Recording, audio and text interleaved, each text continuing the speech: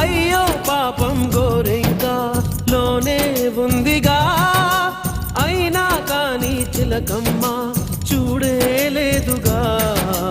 ఆసే నీరై కన్నీరై ఏరై పారినా, ఆరాధించే గుండెల్లో ప్రేమే మారునా. పూత పూసినా పూజ చేసినా రాత మారునా దైవమా.